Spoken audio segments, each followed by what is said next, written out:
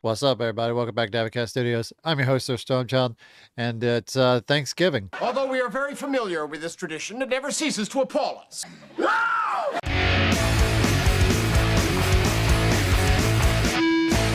Seeing as how most of us will probably crawl into a dark sewer of our own making, maybe out of turkey or, alcohol or whatever you do on, that day, dealing with the family and the chaos that usually surrounds it, travel and all that whatnot. You could take solace in knowing that there were once a bunch of aliens that had no idea what they were doing either. Yeah, you don't think I've ever cooked a Thanksgiving dinner before? And then got very defensive about it during the show. No, I didn't say that. Because Thanksgiving is not new to us. And we're certainly not new to Thanksgiving. This is one of the greatest series of all time, Third Rock from the Sun. Sometimes when you're like, I'm just like, sad or whatever, or just trying to figure out life on my own, this show really does help. I wish I had a better DVD case, but whatever. It's very cheap and it's been out for a while. Much like this webcam, which is out of date and slightly out of focus. Whatever. As a matter of fact, I just saw a report on a turkey ranch, and those birds were talking apocalypse. But today I want to talk about the one of the better episodes. It's about Thanksgiving, or as Dick calls it, the apocalypse. Apocalypse? Well, more like apocalypse. Short story is Dick is watching the news or whatever, and he sees a bit on turkey farms, and then like the family rushes in, and they think that like something horrible is happening because everybody's in the stores. People were cramming everything they could into their carts, especially these giant balls of butter. And everybody's like grabbing a bunch of stuff, so they get giant balls of butter, which are turkeys, just, butterball turkeys. I got one for each of us. They start freaking out. He's like, okay, don't worry about it. I heard about it from the turkeys. They said it's like an apocalypse. More like apocalypse. So he's like, I'll go in early tomorrow and see what's happening. So he goes into work early. Dick is a physics professor. And also, again, they're all aliens. If you wake up in the morning and find a quivering purple mass wearing my watch, don't touch it. So he goes there and meets the janitor who tells him, like, dude, it's just a holiday. She's probably at home, like, with her family, giving thanks or whatnot. You should be home with your loved ones around a dinner table, giving thanks for what you got. He's like, well, why are you here? He's like, well, because, I took St. Patrick's Day off for 6 months. Have a beer. Take a nap. You'll feel like a human being. So Dick goes home. He's obviously, once Dick knows something and then somebody else starts freaking out about it, he'll be like the more pompous ass because that's like basically his character. He's just like, oh, of course it is. Yeah. That's what's happening. Everybody's freaking out. And he's just like, no, it's Thanksgiving. They're like, what? What are you talking about? I got the gnome! Hey. Slow down there, speedboat. So he kind of explains it like it's a holiday where people go in, they cook, and they have people over. Really? Why do we know about this before? Like, I don't know. All we have to do is find a human example and follow it. Just check. Close enough. Why is they're all outside standing in the driveway? Vicky, this is her first appearance in the show, Jan Hooks. What is your phone doing in the room of a bed of a woman? Comes in with her mom, Mrs. Dubček. She's up from Orlando, and Harry is immediately smitten with her and her with him. Oh, I didn't know Miss Dubček had a... And like they spend like the rest of the show just being like making entendres with each other and just straight up just being horny for each other. It's very funny. Are those the rules? Oh, forget about the rules, Harry. Just put whatever you want wherever you want to put it. And they have a great chemistry together. Dick and Tommy, they start fighting because, it's the holidays. Also, they're always kind of fighting anyway because Dick is, he's taller, he's older, and he's like the high commander, but Tommy's older than all of them put together. Why are you talking to me like I'm a child? You are a child. I'm older than you. Well, now I'm bigger. Which, if you're wondering, like, what kind of aliens they are, I think they never actually show it, but they're like big purple tubes. Don't touch it.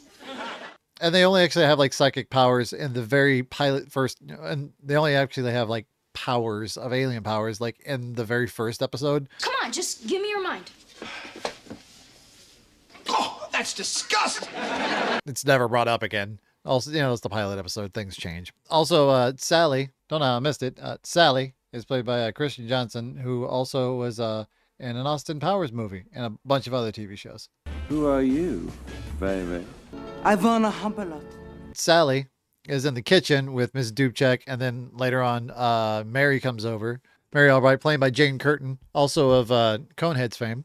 As long as you don't go over budget. Next up, ladies and gentlemen. They're trying to figure out how to cook the bird, and they're like, what do you think we know what we're doing? Come skin crisp now. What? You dead now? So they'll kind of get mad at Dick, played by Jen Lithgow.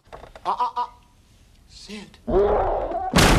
And he's gets pushed out of the kitchen. Dick, get out of the kitchen! So Tommy, Joseph Gordon-Levitt. Yeah, it's okay to be confused, Eric. Yeah, sometimes... I don't know why I'm telling you all the characters' names. Harry is also played by Fred Stewart. Let's just get that out of the way. Who was also in one of the Home Alone movies I think it was one of the bad guys. Nice house, huh, Pumpkin? Sure is, Marv. You sure you don't want to rob it? Tommy goes off to the pool hall, the bar, the reprocessed one. They use it several times. He starts trying to figure out how the pool table works, and these two other guys are like, "Hey, we'll show you," and try to hustle him. And then because Tommy's so smart and an alien, he starts hustling them back. Well, 8 ball, 3 banks, back pocket. He starts explaining all the problems that he has with his dad, and then the guys are like, "Well, yeah, we get that. You're a kid. Your dad's probably just saying that stuff because he loves you, or he actually gives a shit. If he didn't give a shit, he probably wouldn't say anything." Given some the one guy who's like, your dad used to take him to the barn every day or every Friday, whether he deserved it or not. That's fucked up, but it's the 90s, and also that's kind of the fucked up world where we always live in. The horrible things you don't want to think about are probably happening. The ones you haven't thought of are probably happening. You just wanted to make me strong, that's all.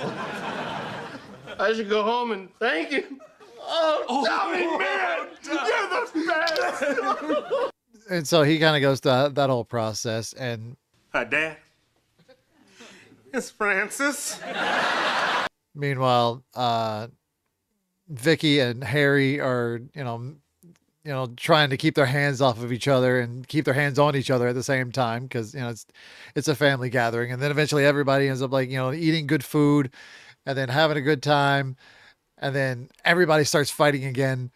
I am thankful that we are all here to feast on this dead bird. Except for Harry, who wanders off and gets all sticky with Vicky.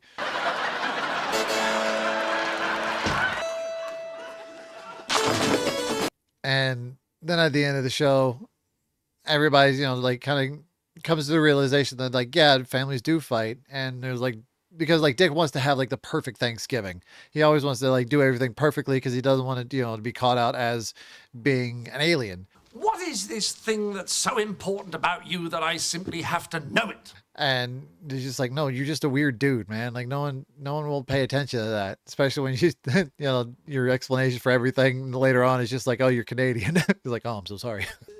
I'm a Canadian. I'm so sorry. The show works on so many levels. It's very funny. It's very quippy. I can quote most of these episodes, especially the early seasons, front to back. I really like how in the show, time is kind of